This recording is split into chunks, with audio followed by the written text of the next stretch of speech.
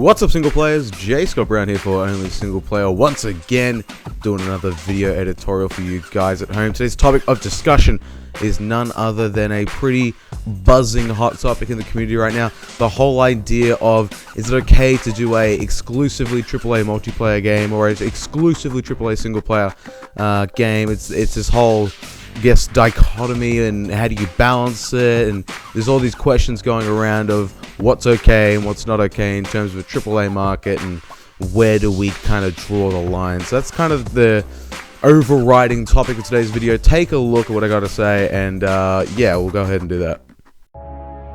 Whenever there's outrage about a particular thing on the internet, it's almost like some communities will just play global games of Chinese whispers, emphasizing and exaggerating their fury to the point of where it fails to actually and reasonably contribute anything meaningful.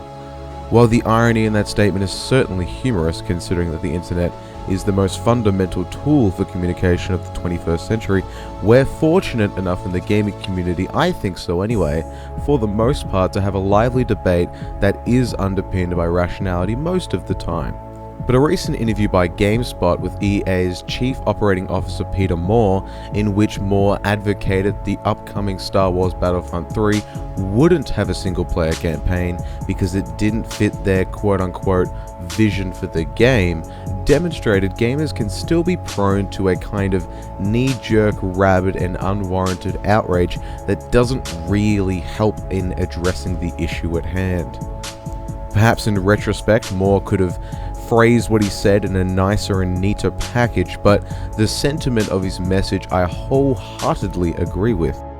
It comes back to the fundamental question of, can you release a AAA multiplayer only title that's worth purchasing? And I do believe that the answer is absolutely yes, because it's not a question about whether a game has a single player campaign or not, so much as it is a question of value. Is there enough substantial content in the game to warrant a full $60 AAA release? However, to the credit of those people who are upset about this news, I do find it a little hard to blame you for getting dissuaded by the lack of single player campaign in Battlefront 3, because there's not too much evidence to really assuage your concern that it shouldn't be done. Evolve has been the most recent example of this, with the game having up to 27,000 players on launch and only a mere 1,000 active users 6 months later, clearly highlighting a lack of interest and engagement. And before Evolve, it was Titanfall, which again supports this notion that AAA multiplayer only should be avoided, the game having relatively good commercial success at launch, then rapidly losing its player base over time. But in all honesty, looking at both these titles in retrospect is necessary to understand why they weren't too successful. Titanfall didn't have a consistently popular player base with it, not because it was a multiplayer only AAA title, but because it was incredibly bare bones in the amount of content that there was. The game launched with only 5 game modes, most of which were strikingly similar, and had very little depth in the customization of classes, as well as a progression system that wasn't particularly gratifying to earn rewards. In addition, it attempted to make amends for not having a campaign story mode by having a series of strung together multiplayer games disguised with smoke and mirrors as actual single player missions, with NPCs shouting over you during the match and somehow expecting you to connect with and know what's going on. And so it's this lack of focus that really causes these multiplayer only AAA releases to be subpar.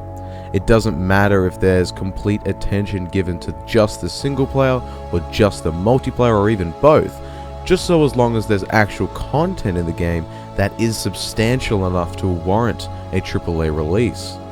The most prominent single-player only example of this was actually released earlier in 2015 as well, The Order 1886, which was received pretty poorly by a lot of critics that criticized the game's length and lack of substantial content to play through. The game didn't necessarily do poorly due to the fact that there was no multiplayer or any co-op modes or anything else besides the single player.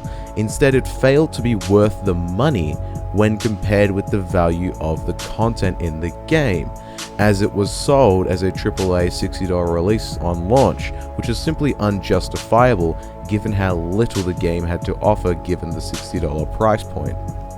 This is a sharp contrast to a single-player only game which did phenomenally well earlier this year, The Witcher 3. Both games were at the same price during their launch dates, and it's unequivocal which game was more worthwhile in terms of quality and content, in terms of single-player campaign, in terms of just overall depth of story and just how much content there is overall in terms of density. It's just undebatable. It's very clear that The Witcher 3 is definitely probably going to be a more reasonable option. Ultimately, I don't think people should be genuinely concerned about Star Wars Battlefront 3 not having a campaign mode. Yes, I understand the Star Wars universe is an amazing world to explore, and it does seem counterintuitive to elect to simply not design a campaign mode. But if the lack of single-player campaign means that the multiplayer is going to be incredibly deep with game modes and maps which function in vastly different ways, with a customization system with loadouts that really express the full depth of what the game has to offer, and that is completely going to be the sole focus of how they want to get players to continue playing that game and keep them engaged for the longest period of time possible, then that's undoubtedly going to be a positive thing. Obviously, if you only want to play a Star Wars game for the campaign, then Star Wars Battlefront 3 will not be for you. But the point is, for the market that wants to play that, and for the audience that is looking for those multiplayer games that are really riveting and fun, that's going to be really important, and that's why it's okay to have that sole focus there, as long as the content is directly reflective of the price point.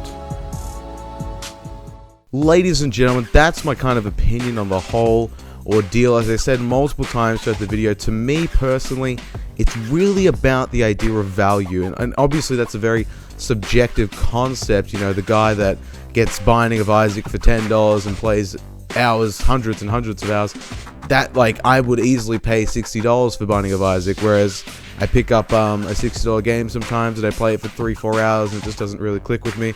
And so it's this whole idea of what game is the best for me in terms of getting value out of my gaming experiences. So, and that's what it's really all about. And of course, that's going to be a subjective concept that applies to you. But if you think about it in terms of a guy who really loves multiplayer games, there's a space for AAA multiplayer games that deliver all that content in a really nice way that's worth that $60 price point. But ladies and gentlemen, that's me done for the day. Thank you very much for watching this video. If you enjoyed the topic of discussion, if you want to watch more stuff on this channel, please hit the subscribe button and give a like to this video. Especially if you want to check out the newest podcast that we've just launched, the Singularity Podcast, in which me and other single player member staff will just shoot the shit, talk some single player games, and really just have a good time with you guys. So check that out if you're interested in that as well.